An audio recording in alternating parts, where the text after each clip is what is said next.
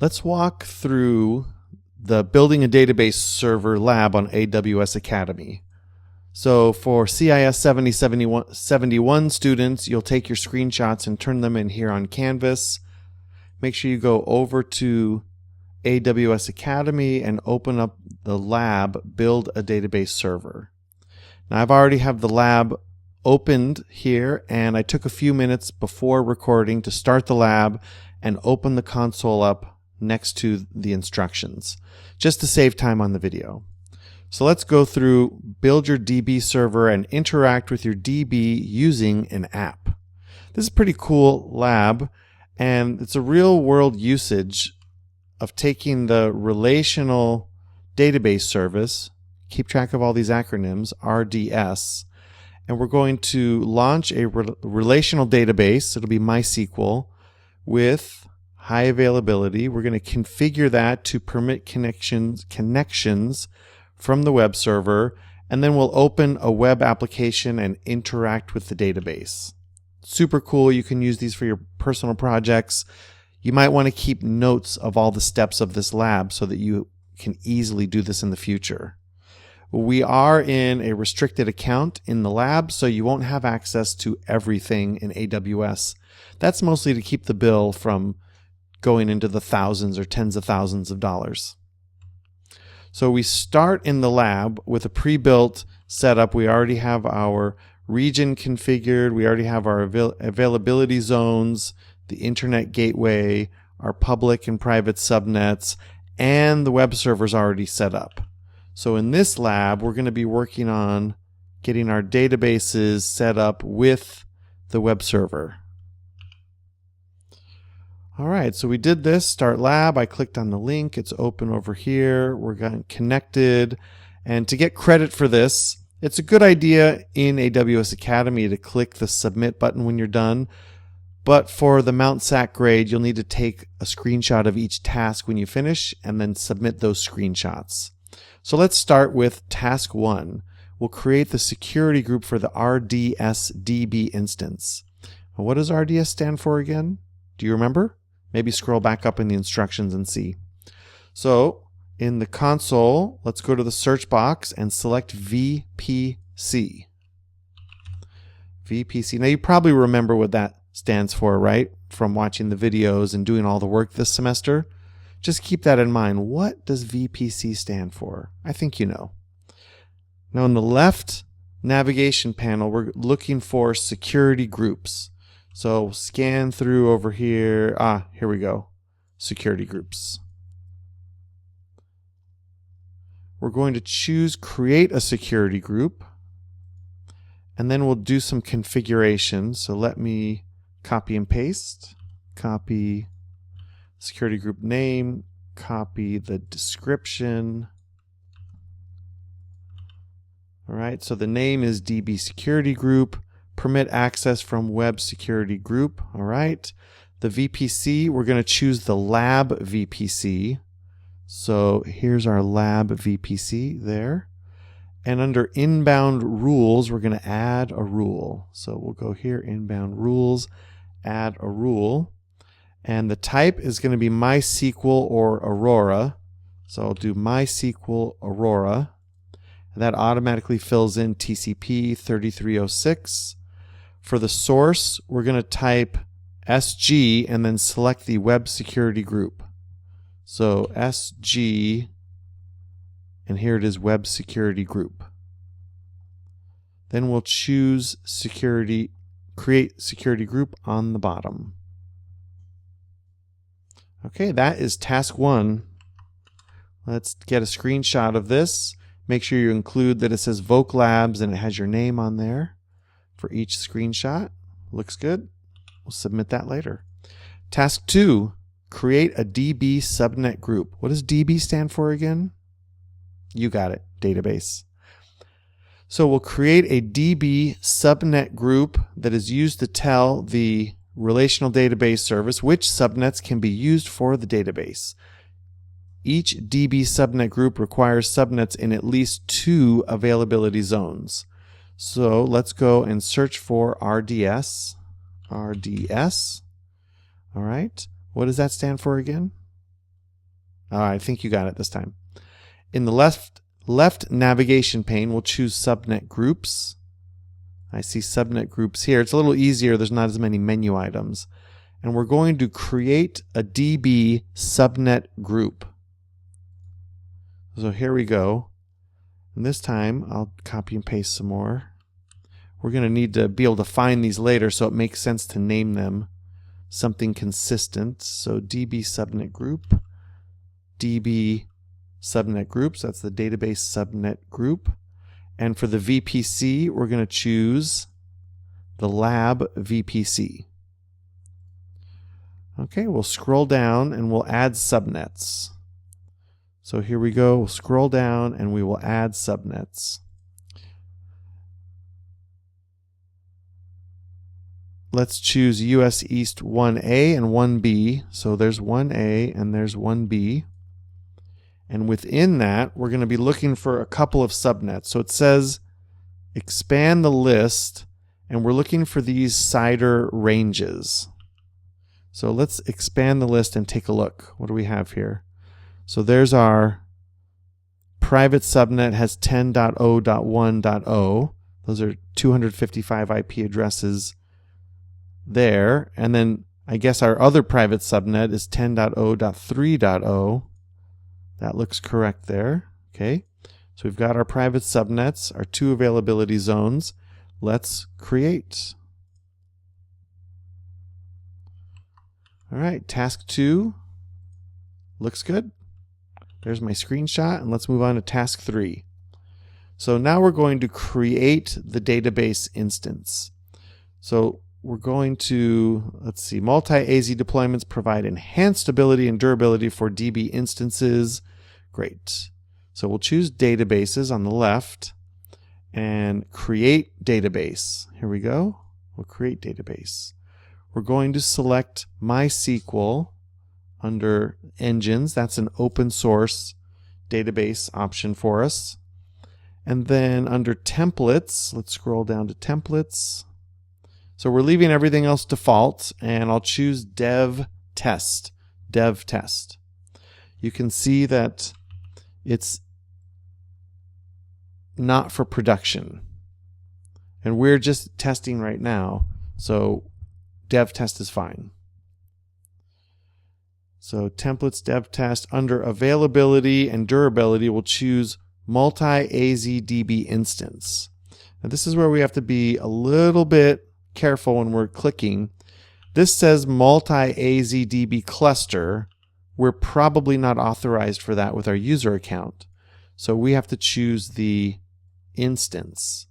And we don't need a single AZDB instance because we actually have 2 availability zones in our network configuration. So then under settings, we have to make a few configuration items. So we want the DB instance identifier to be lab-db, DB instance identifier, lab-db. And then the master username is main. Master username is main. I guess instead of admin, I don't know. Master is main, main is master. Well, whatever. The instructions are fine, it works. And the password,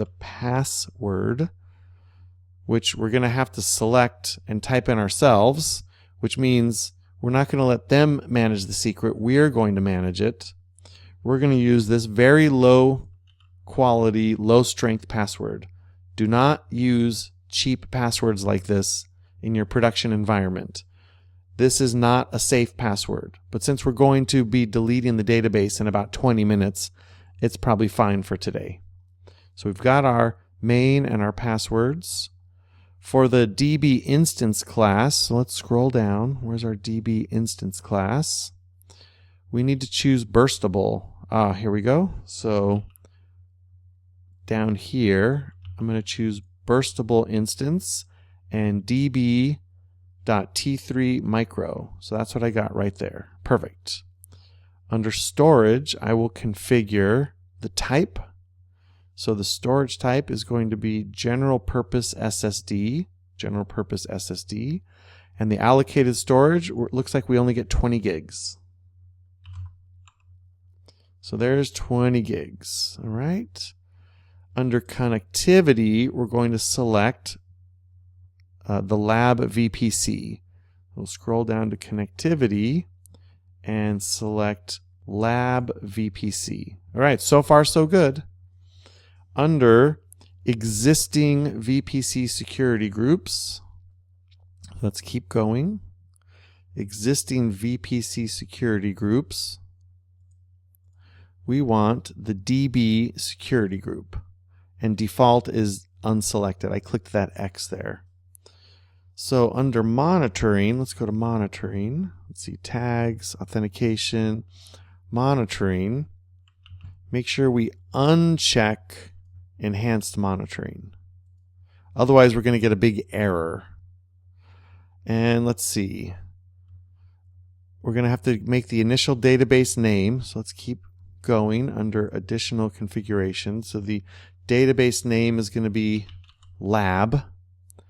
And then we're going to uncheck automatic backups and uncheck encryption. So uncheck backups, uncheck encryption. Normally you would do that in production, but right now we're just working through the lab. So this is practice. And then we create the database.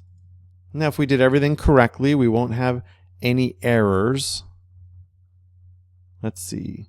Suggested add-ons. Now we don't need to worry about that today. See, we're creating the database. That's good. So we'll have to click on that link itself, and then we need to wait a few minutes. So, we can even read the FAQ or grab a cup of coffee while we're waiting. So let's check here. I am just going to wait so that when it's done, I can finish this lab and get my screenshot. Well, it took a little bit longer than 4 minutes before the status changed over here to available. So that was nice of them to tell me to go get a cup of coffee and relax. So in this case, the status is available now, and so I need to scroll down to the connectivity and security and copy the endpoint field. So let me get over there. There's the endpoint field, and I'm going to put it in a little note. Let's just paste that in. All right, I've got that in a little sticky note so I can get to that later. All right, and that is task 4. Oh, I guess I could have gotten that with my screenshot as well. So there's my screenshot, and there it is. That's ready to be turned in. Let's go to task 4, interacting with your database. So to discover the web server IP address, let's choose on the details, and I need to open that little panel up here. So here's the details, and there's the IP address right there. I'm going to copy that. You'll have a different IP address than I do.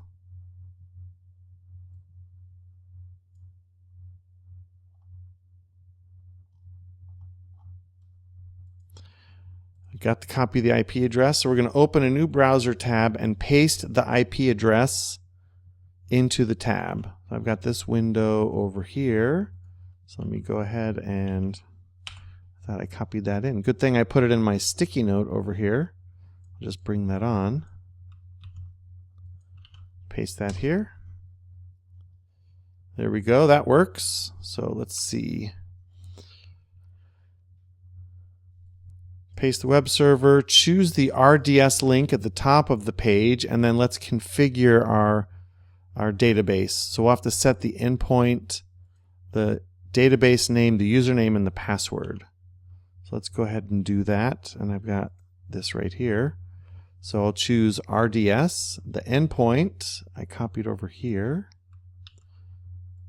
So that's our lab-db, etc., etc. The database, which I did not copy and paste, is called lab. The username is main, and the password is lab-password. Submit. Executing command MySQL-u main-p. Okay, so that's our username and password. Oh, look at this. We just updated the website and then pulled a SQL command here. So let's check. A message will appear explaining that the application is running a command to copy information to the database. After a few seconds, the application will display an address book. Hey! Test the web application by adding, editing, and removing contacts. So here we go. It says add contact.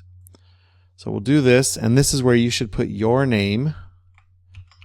This is a nice little CRUD application. Create, read, update, delete.